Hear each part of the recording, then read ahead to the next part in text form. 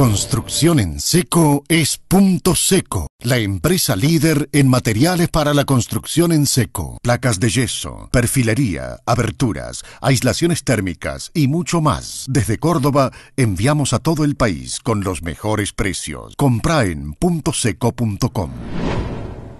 Decíamos en una de estas páginas que en la Argentina de este tiempo hay que empezar a desactivar la palabra, ¿no? Sacarle a las palabras la carga explosiva que conllevan. Lo decíamos a propósito de que el problema más grave de la Argentina de estos últimos años, sin duda, es la profunda división que ha partido la sociedad en dos bloques totalmente enfrentados.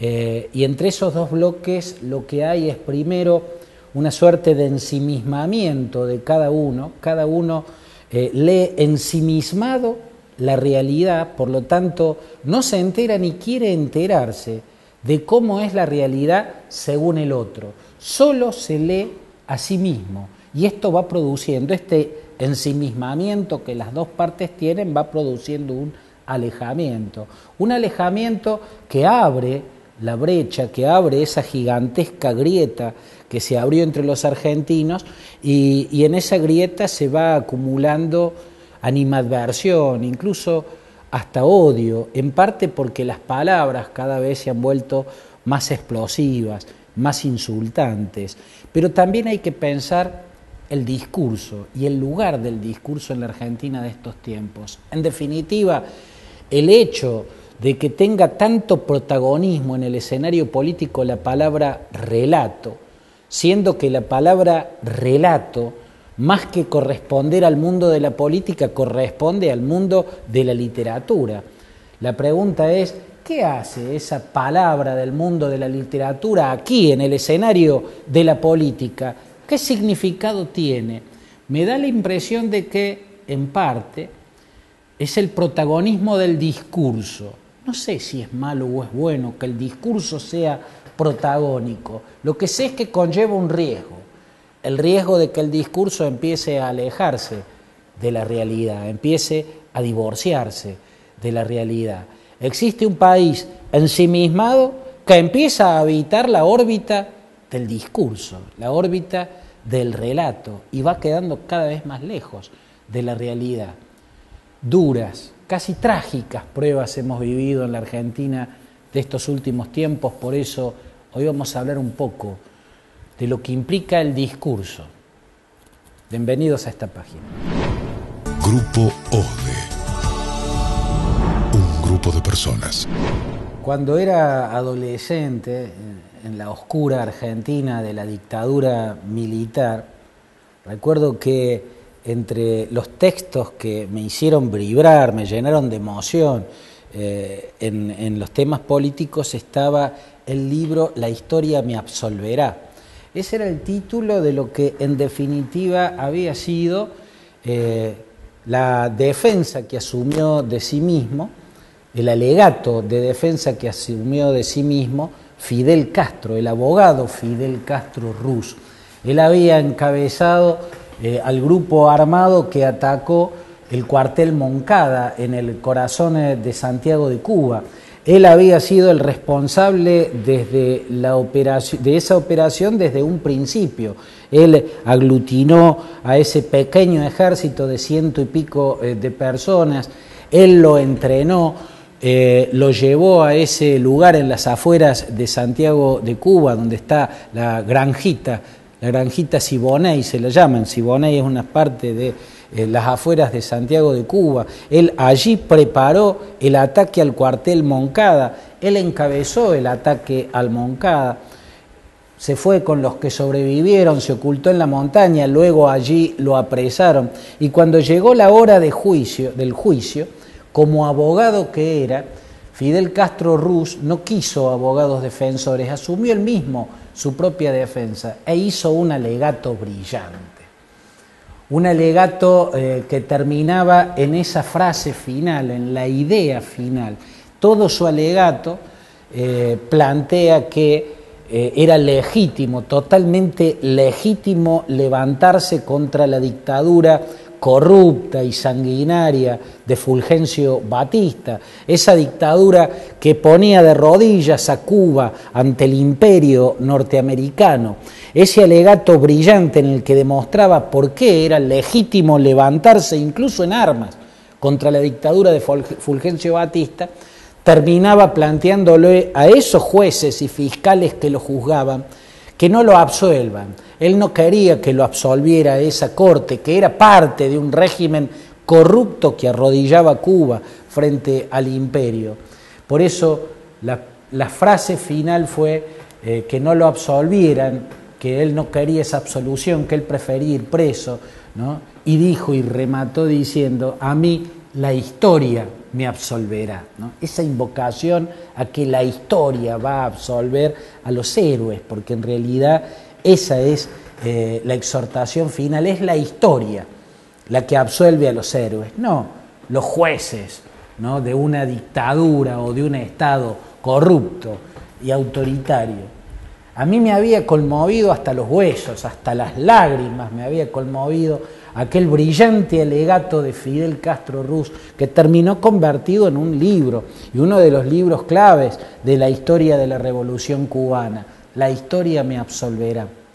Pero poco tiempo después, yo me había quedado mucho pensando en eso, el hombre, el héroe, ¿no?, que de cara a la historia planteaba su defensa, porque se sentía defendido por la historia, no por el presente. Pero al poco tiempo me encontré leyendo sobre Hitler y leyendo Mein Kampf, Mi lucha, el libro que Adolf Hitler escribió en la cárcel, donde había ido a parar por su responsabilidad en el llamado Putsch de Múnich, ¿no? Allí en Múnich, en una cervecería de Múnich, él encabezó un levantamiento nacionalsocialista contra la República de Weimar, como se conocía, aquella democracia liberal de la Alemania de la entreguerra. Y cuando fue a la cárcel por aquel acto de sedición, Adolf Hitler también en el juicio asumió el alegato de su propia defensa, y yo al leerlo descubrí que no siempre plantearse de cara a la historia, o no siempre esas palabras tan emocionantes y tan dignas, ¿no?, que en un alegato de autodefensa termina pidiéndole a los jueces que lo declaren culpable, que él no quiere que esos jueces lo absuelvan, porque a él es la historia la que lo va a absolver. Y ahí descubrí que también Hitler había hecho un alegato, en definitiva, muy parecido al que tiempo después hizo de manera brillante Fidel Castro cuando lo juzgaron a él. Yo volví a buscar el alegato de Hitler, que está en todos los textos de Mein Kampf, ¿no?, y terminaba diciendo: si derrocar este gobierno de criminales de noviembre, los que negociaron la rendición en 1918 y firmaron el Tratado de Versalles y que apuñalaron al valiente ejército alemán por la espalda, es alta traición, entonces yo soy culpable. Si querer restaurar la gloriosa majestad de nuestra nación alemana es traición, entonces soy culpable. Si querer restituir el honor del ejército alemán es traición, entonces soy culpable. Acá vemos a Hitler haciendo su propia versión de la historia me absolverá. ¿Esto es comparar a Hitler con Fidel Castro? No, no tiene nada que ver con eso. Es simplemente reflexionar sobre el discurso. El discurso se maneja en una dimensión que cuando es excelso, cuando tiene inteligencia en su matriz, puede conmover mucho, pero también puede encubrir, ocultar, incluso deformar la realidad. Y me parece que en estos días hay que pensar en esto. En estos días hay que reflexionar sobre los discursos, y cuando describen lúcidamente la realidad y cuando dejan de hacerlo para pasar a deformarla, a ocultarla o simplemente a prescindir de la realidad.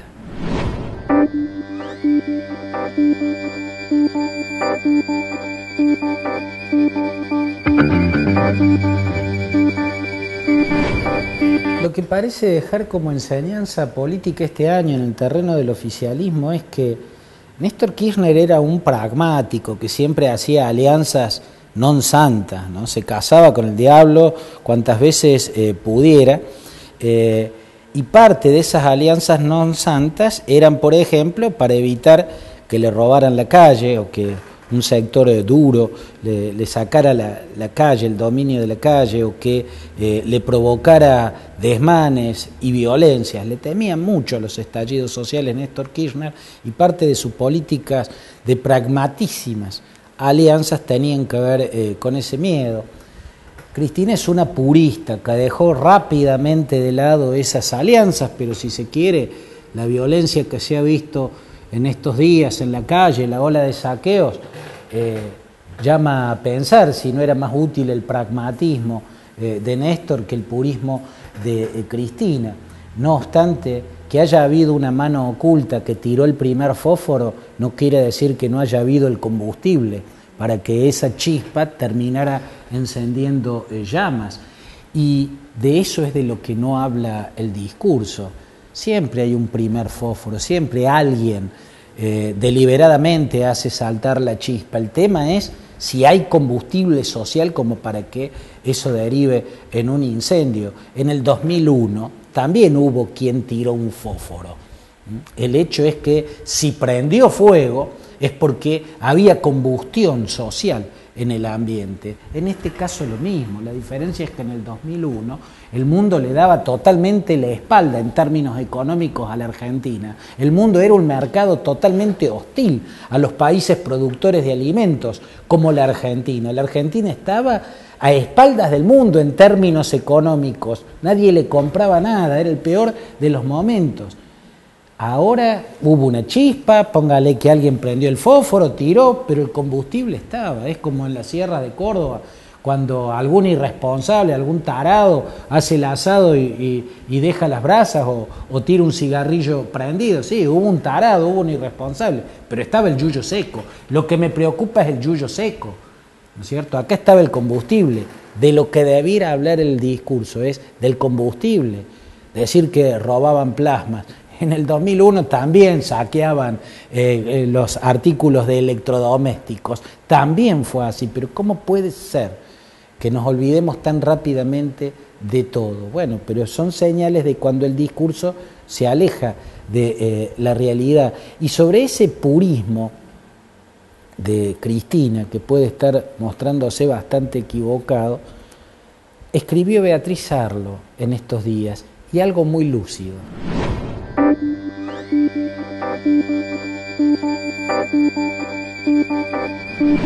Néstor venía a ser el pragmático, incluso al precio de los acuerdos non santos. Cristina, la purista, ¿no? Aquella que deja de lado todo acuerdo non santo porque abraza la pureza de la propuesta política propia. Reflexionando sobre eso, Beatriz Arlo, una de las más lúcidas pensadoras de la Argentina de estos tiempos, de la sociedad de estos tiempos, escribió diciendo que Cristina es una jacobina rara.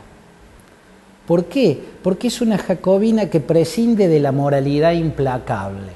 Se refiere a los jacobinos, aquellos que en la Revolución Francesa estaban encabezados o liderados por Maximiliano Robespierre. Había dos grandes grupos, los jacobinos y los girondinos. Los jacobinos eran los extremistas, aquellos que querían llevar el ideal revolucionario tras la toma de la Bastilla y mantenerlo en estado puro, ¿no? Eran los más fanáticos, como que Robespierre lo era, ¿no? En esto sí, como dice Sarlo, parece más jacobina por lo menos que Néstor, la purista Cristina, pero dice Sarlo, es una jacobina rara, porque prescinde de la moralidad implacable. Maximiliano Robespierre era un moralista implacable, por eso lo llamaban el incorruptible. Era un fanático, era incluso un criminal, porque su fanatismo hizo que cientos o tal vez miles de personas hayan sido guillotinadas en la Francia revolucionaria, pero nunca iba a permitir que se corrompiera la revolución en términos de ganancia, de dinero. La revolución tenía que ser pura. A él lo llamaban el incorruptible. Esa es la gran diferencia de Cristina. Cristina no es incorruptible. Cristina no es implacable con la corrupción como lo era el jacobino Robespierre en aquella Francia. Cristina protegió a Amado Boudou al precio de entregar la cabeza de Esteban Rigui, nada menos, un histórico del camporismo. Podría uno poner una larga lista de ejemplos, entre ellos está la tragedia del 11. La tragedia del 11 es una señal de la dimensión criminal de la corrupción.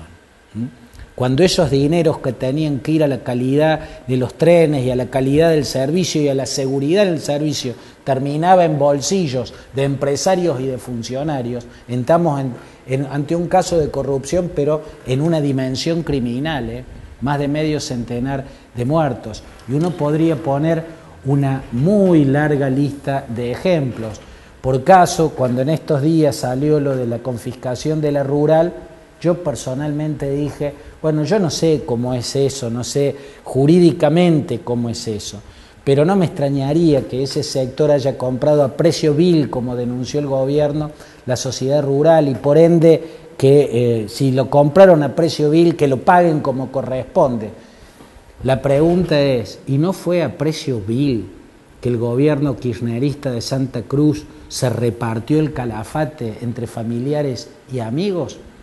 ¿Qué pasó con los procesos judiciales para dilucidar por qué el terreno en Calafate, nada menos que en el Calafate, valía tan pero tan poco cuando lo compraban los Kirchner, sus familiares y sus amigos?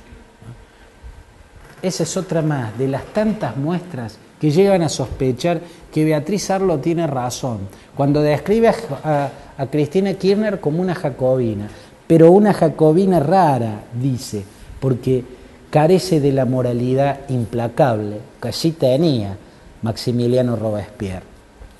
Después de que Analía Righetti nos haga algunos anuncios sobre la agenda del turismo en la ciudad de Córdoba, y después de un corte muy muy breve vamos al cierre del ciclo 2012 de Última Página, con una reflexión de cómo el discurso, en este caso el discurso crítico, tanto en los medios críticos como en la dirigencia opositora, también calla cosas que por ética debiera decir.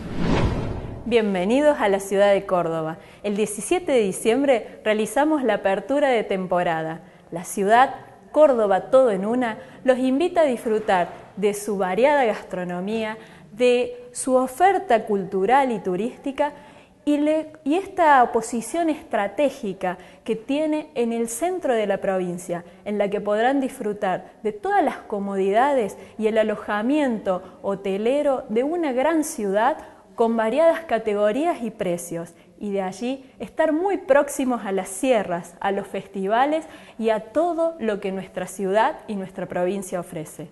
Bienvenidos a Córdoba. ¿Qué haces para sentirte bien? Cocino algo rico y disfruto con mis amigas. HP Pharma, 14 farmacias con el respaldo del hospital privado para estar más cerca de tu sentirte bien.